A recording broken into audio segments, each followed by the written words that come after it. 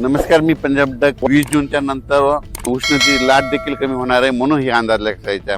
आणि राहिला प्रश्न आता परत शेतकऱ्याचा असा प्रश्न आहे, तर सर्व शेतकऱ्याला सर्वप्रथम सांगतो, दुष्काळ हे मनातला काढून टाका. दुष्काळ वगैरे काही पडणार नाही.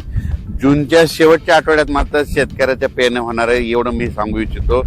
काही जणांच्या जूनच्या शेवटच्या आठवड्यात होईल आणि त्याच्यातून जर काही शेतकरी उरले तर 10 जुलै ते 15 जुलै मध्ये पेरण्या होतील. पण शेतकऱ्याच्या पेरण्या होणार एवढं निश्चित आहे, कारण की जूनच्या शेवटच्या आठवड्यात चांगला राज्यात पाऊस येणार आहे. ते पाऊस काय होणार आहे, विदर्भाकडून येणार आहे. काय असते माहितीये का, तुम्हाला सांगू इच्छितो की मान्सून केरळमधून दाखल झाल्याच्या नंतर पुढे सरकारल्याच्या नंतर महाराष्ट्रात दाखल झाला आणि त्याच्यानंतर स्थिरावला आणि असं उभं वारं सुटलं की काय होतं, मग पाऊस काय होतं, मग पूर्वेकडूनच पाऊस येत आहे. मग परत काय होतं, ते इकडून पाऊस येत नाही, मग पूर्वेकडून पावसाला सुरुवात होती. मग पूर्वेकडून म्हणजे कोणता येत आहे, विदर्भ इकडून तेलंगणाकडून, मग तिकडून पाऊस येणार आणि महाराष्ट्रातल्या परत शेतकऱ्याच्या पेरण्या लागणार. म्हणून हे अंदाज लक्षात द्या. पेरणी करताना सर्व शेतकऱ्याला सांगू इच्छितो, सगळ्यांची पेरणी एकदम होणार नाही. काही ठिकाणी 21 जूनला पाऊस पडेल, कुठं 22ला पडेल, कुठं 23ला पडेल, काही भागात 24ला जाईल, कुठं 25ला जाईल, कुठं 26 जूनला पडेल, काही ठिकाणी 27, 28, 29, 30, काही ठिकाणी 1 जुलैला पडेल, कुठं 2 जुलैला. तर काही ठिकाणी 1 जुलै 2 जुलै पर्यंत पाऊस पडेल म्हणून हे लक्षायचं. पण पेरण्या मात्र सगळ्याच्या सर्व शेतकऱ्याच्या होणार म्हणून हा अंदाज लक्षायचा. सर्वप्रथम विदर्भातल्या शेतकऱ्याला सांगू इच्छितो, तुमच्या विदर्भामध्ये काय होणार, पूर्व विदर्भ म्हणजे वर्धा, नागपूर, भंडारा, गोंदिया, चंद्रपूर, यवतमाळ, अमरावती ह्या पट्ट्यामध्ये काय होईल, जरा लवकर पाऊस येईल, तर तिकडे लवकर पेरण्या सुरू होतील. त्याच्यानंतर पश्चिम विदर्भ, त्याच्यानंतर पश्चिम विदर्भाकडे पाऊस येईल, त्याच्यानंतर मराठवाड्याकडे येईल, त्याच्यानंतर पश्चिम महाराष्ट्राकडे जाईल आणि त्याच्यानंतर उत्तर महाराष्ट्राकडे काय होईल, 23-24 जूनच्या नंतर मग तिकडे देखील चांगला पाऊस पडेल. 23 ते 30 मात्र उत्तर महाराष्ट्राकडे देखील चांगला पाऊस पडेल. मुंबईला देखील चांगला पाऊस पडणार आहे ह्या शेवटच्या आठवड्यात. म्हणून मुंबईकरांसाठी आनंदाची बातमी, मुंबईला तर मुसळधार पाऊस पडेल, पुण्याकडे देखील पडेल, कोकणात देखील पडणार आहे. मुंबईला काही ठिकाणी म्हणजे पहिल्याच पाऊस असा पडेल की म्हणजे चांगला मुसळधार अतिवृष्टीसारखा मुंबईला देखील पाऊस पडेल. म्हणून हे देखील मुंबईकरांना अंदाज लक्षात यायचा. जूनच्या शेवटच्या आठवड्यात मुंबईला देखील पाऊस राहील, पुण्याला देखील पाहिजे, कोकण घाटमाथ्यावर देखील चांगला पाऊस पडेल. पण पाऊस येणार आहे, शेवटच्या आठवड्यात येणार आहे.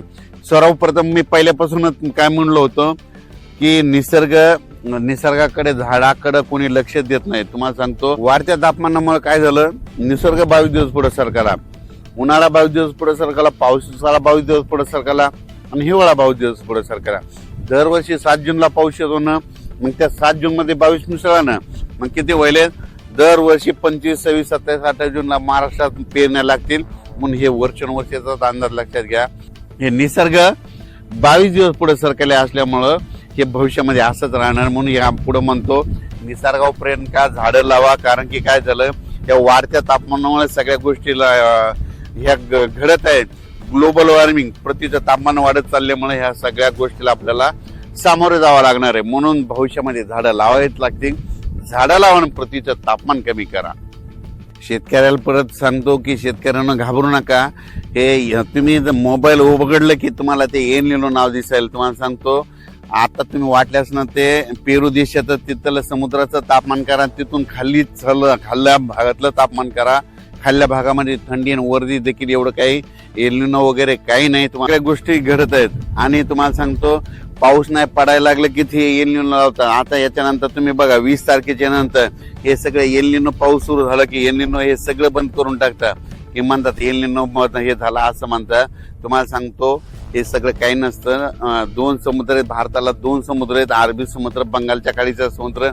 अरबी समुद्रातला जरी पाऊस नाही आला तर बंगालच्या खाडीचा पाऊस येतो, आपल्या भारताला पाऊस पडतो. म्हणून म्हणतो, पाऊस येणार आहे निश्चित, पेरण्या होणार आहे. यावर्षी सरासरी इतका पाऊस पडणार आहे, परतीचा पाऊस धुमाकूळ घालणार आहे. म्हणून हा अंदाज सर्व शेतकऱ्यांनी लक्षात घ्यायचा. शेतकऱ्यांना घाबरू नका, यावर्षी दुष्काळ वगैरे काय पडणार नाही. जूनच्या शेवटच्या आठवड्यात पेरण्या लागतील. त्याच्यातून उरले तर 10 जुलै ते 15 जुलै मध्ये सगळ्यांच्या पेरण्या होणार आहे.